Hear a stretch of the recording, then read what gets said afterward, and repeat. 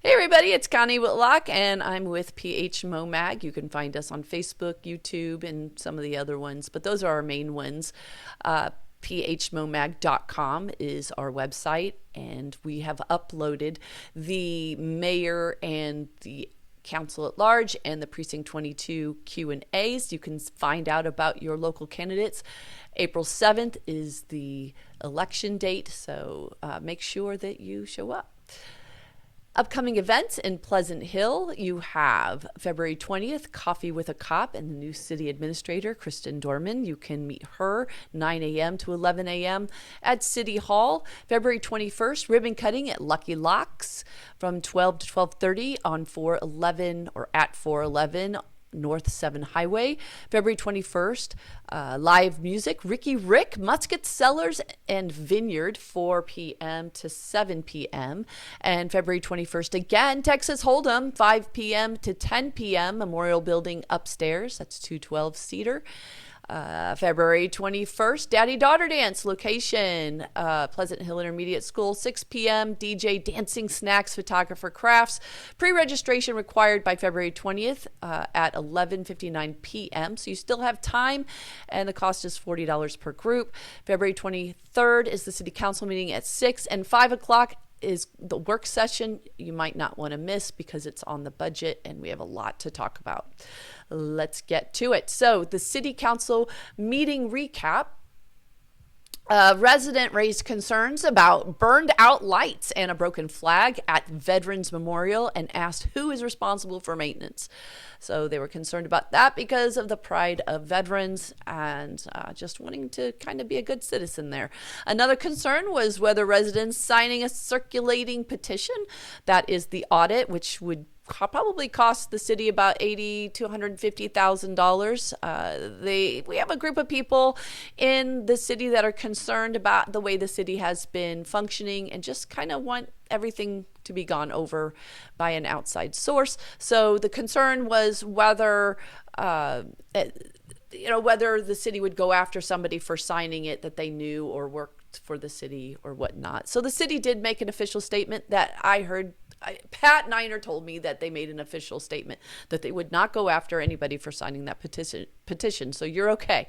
A passionate public comment addressed children riding electric scooters in the streets without helmets and urged council to address safety before someone is seriously hurt. So something to consider. I don't know if you've seen little kids without helmets on scooters in the streets, but tell them to put a helmet on.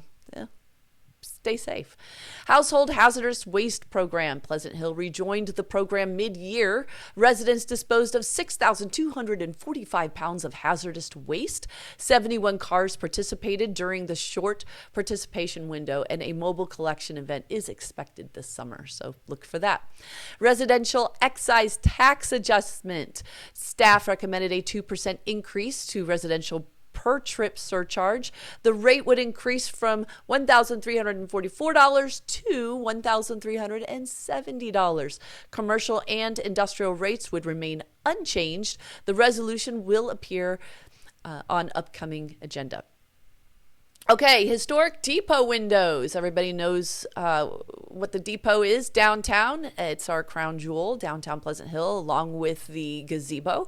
Randy Miller presented a $298,000 proposal to replicate all 46 windows. An alternate option for second floor windows was also estimated at $127,000. The windows contain lead paint and asbestos, so I don't believe that was part of the estimate. A state historic preservation grant could cover 60%. That is could cover. We don't know that for sure, leaving the city responsible for $40,000 or $40,000. I'm sorry, 40% match. Council raised questions about cost, aluminum alternatives, and historic district status. Now, Community Betterment also said that they could donate or contribute $15,000. Community Betterment is the management nonprofit for the depot, and I believe the library as well. I don't know if they have any other buildings, but they rent those out, and then they rent it from the city and then rent them out, and then the money that they have in surplus, they give scholarships out to I don't know who. So We'll have to find that out. The project was tabled for further review because the city is already dealing with a deficit. The meeting ended in closed session for legal and personnel matters. So now let's go before the meeting. So that was the actual council meeting. Now we're going to the work session that was held at 5 o'clock before the actual meeting. February 9th work session budget reality check. Staff outlined a significant general fund deficit. Council discussed increasing revenue or reducing services. It was stated there is no fluff to cut. Sales tax revenue is a major funding source. Possible elimination of Missouri's grocery sales tax could significantly impact revenue. I believe it was like 50% of the revenue for the city. Council discussed using reserves temporarily while waiting for future revenue growth. So the deficit was calculated about $650,000, but the dogwood factor was explained, and that would put it down to $350,000. Dogwood Power Plant normally pays a yearly pilot payment in lieu of taxes. Dogwood prepaid several years in one lump sum. That money is now in the city's fund balance. Staff is treating about $300,000 per year of that prepaid money as if it were still coming in annually. This makes the deficit appear smaller on paper. Without dogwood counted as ongoing revenue, the deficit is around $650,000. With dogwood treated as an annual revenue, the deficit is closer to $350,000. By 2028, dogwood is expected to move to regular property taxes. So the risk is if property tax revenue does not equal the current pilot amount, a larger shortfall could occur. Bottom line, the prepayment cushions the budget now, but is not new revenue. It is money paid yearly. So we have a lot to talk about. We have another budget meeting at 5 o'clock. Before the city council meeting on Monday. It will be a decision of what to cut. Do we cut now? Do we dip into the general revenue?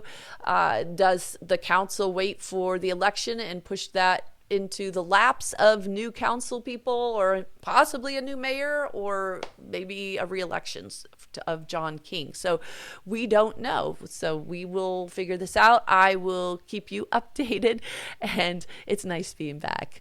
You guys stay safe.